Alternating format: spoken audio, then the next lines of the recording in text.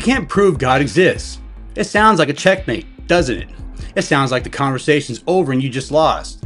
So what do most believers do? They scramble. They start piling up every argument they ever heard, sweating, trying to carry the entire weight of the universe on their back, while the skeptic just leans back with its arms crossed and grades your homework. Stop. That's a burden to proof shift, and it's one of the oldest tricks of the book. In part 1 of the Trap Files, I'm going to teach you how the burden of proof actually works, and how to hand it right back where it belongs. Recognize the attack, deploy the right answer. Let's break it down.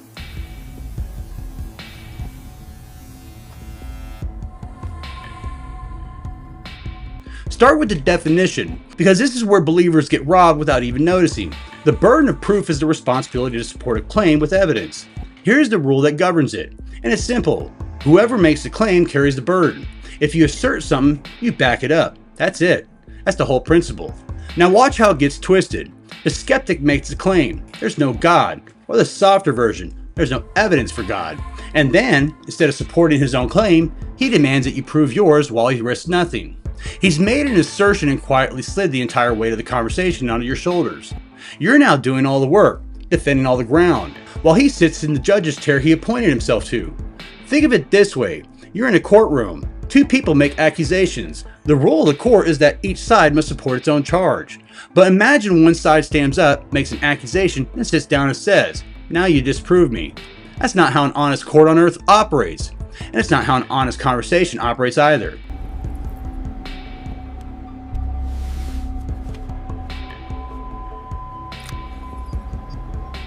Here's why this trap catches so many good believers. We're eager. We love our God and we're ready to talk about him. So the second someone says prove it, we leap into action. That eagerness is a beautiful thing, but it makes us easy to exploit. We accept a burden that was never ours to carry, simply because someone told us to pick it up. And there's a second reason. Most people, including a lot of atheists, think atheism is the neutral default position. The no-claim position, the idea is the believer asserts something and the atheist just doesn't. So the believer has all the work and the skeptic has none. But that's a category error. And once you see it, you'll never get trapped by it again. Because there's no God as a claim. The universe came from nothing, by nothing is a claim. Refusing to call it a claim doesn't make the weight disappear. It just tricks you into carrying his half form.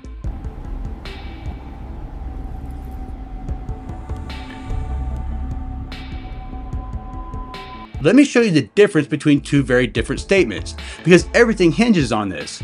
Statement 1. I'm not convinced God exists. That is a statement about a person's internal state. It's not really a claim about reality, it's a report on where they are. Fine, nothing to prove there, and nothing for you to disprove. Statement 2. God does not exist. That's a hard claim about reality itself. It asserts something about the way the universe actually is. And the moment someone says that, they've picked up a burden, whether they admit it or not. They now owe you support for that claim, exactly as much as you owe support for yours.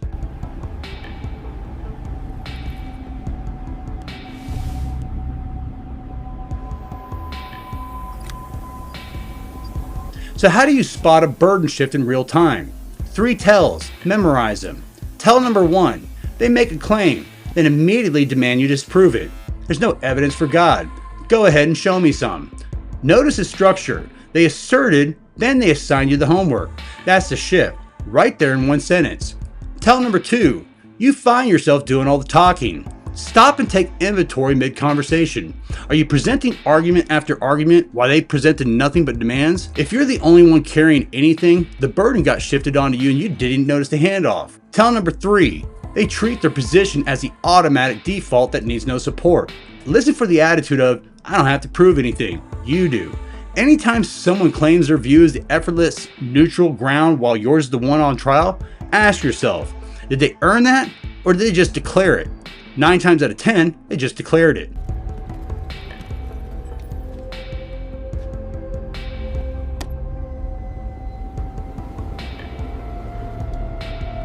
Now the response. 3 steps, and this is where you stop carrying weight that isn't yours. Step 1, identify the claim. Don't let it slide by disguised as a question. Hold on. You didn't just ask me something, you made a claim. You said there's no God. That's a statement about reality, and it needs support just like mine does. You just named the burden out loud and refused to pretend it didn't exist. Step 2, Share the load. Don't shoulder it alone. This is critical. The right frame is not, I'll prove God and you sit there. The right frame is, we both have positions here. I'll give you my reasons and you give me yours. You're establishing that this is a two-way street, not a one-man interrogation. I'm happy to make my case. I've got the beginning of the universe, the fine-tuning, the moral law, the resurrection. But when I'm done, you're going to make yours. Deal? Step 3. Make them defend their own claim. You said there's no God. Okay, what's your evidence for that? What's your explanation for why anything exists at all rather than nothing? Where does objective morality come from on your view? Now the weight is distributed correctly. He can't just grade your paper anymore. He's got to write his own. Watch what you just did. You didn't refuse to give evidence. A trained believer always makes his case gladly. What you refused was carrying his half of the load. You shared the burden instead of shouldering it alone. That's not dodging, that's fairness. And everyone watching can see it.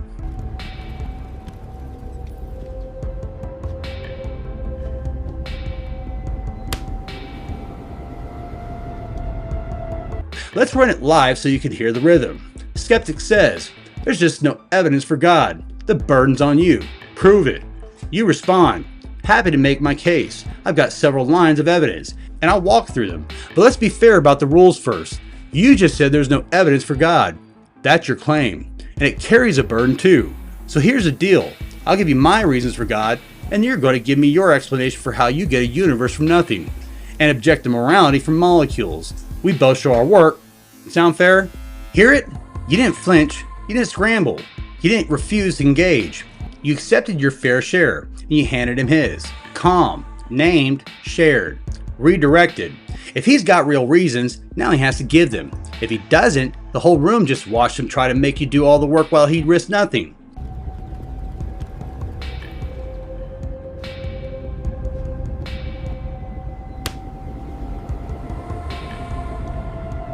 Here's the principle underneath it all. Truth seeking is a shared responsibility. The honest question isn't, can you prove it to my satisfaction while I sit here untouched? The honest question is, what best explains the evidence we both have to account for? And both of you have things to explain.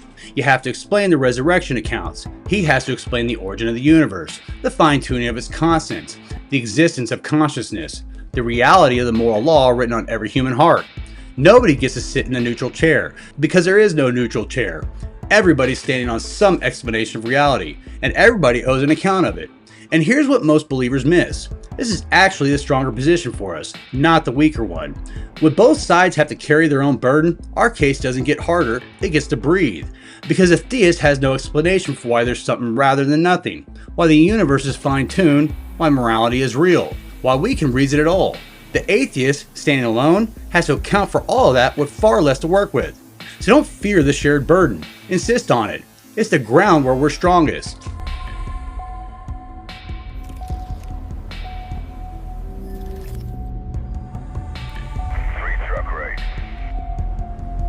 One warning, and this one cuts towards us. Christians shift the burden too. Someone challenges our view and we snap back. Well, you can't prove God doesn't exist. Careful.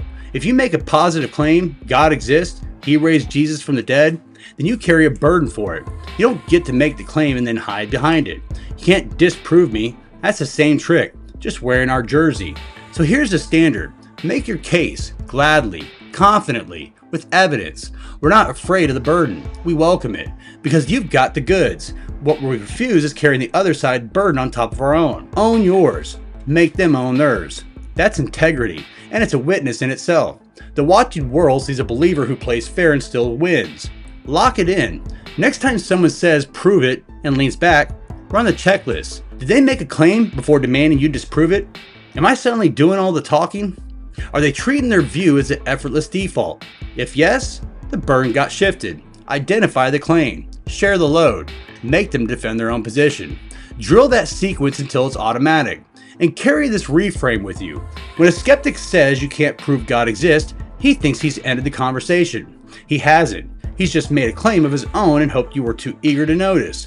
So don't panic and don't pick up a weight that was never yours. Smile, make your case, and hand him his half of the burden.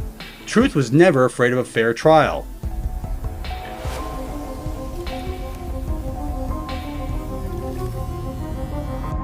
Mission clear. standing by for extraction. Guys, here's your live fire drill. Go into the comments right now. When a skeptic makes a claim and demands you disprove it, you identify the claim, share the load, and make him defend his own position. That comment section is your practice field.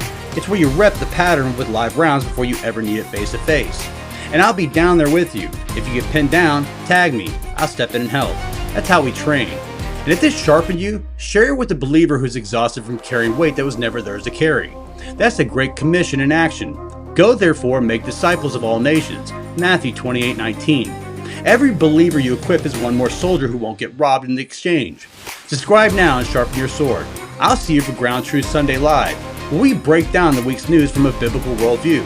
Next, the Trap Files Part 2, the loaded question, where they don't shift the burden, they bury a premise inside the question itself, so that any answer you give springs a trap. I'll show you how to spot this buried premise and escape the setup before you step in it.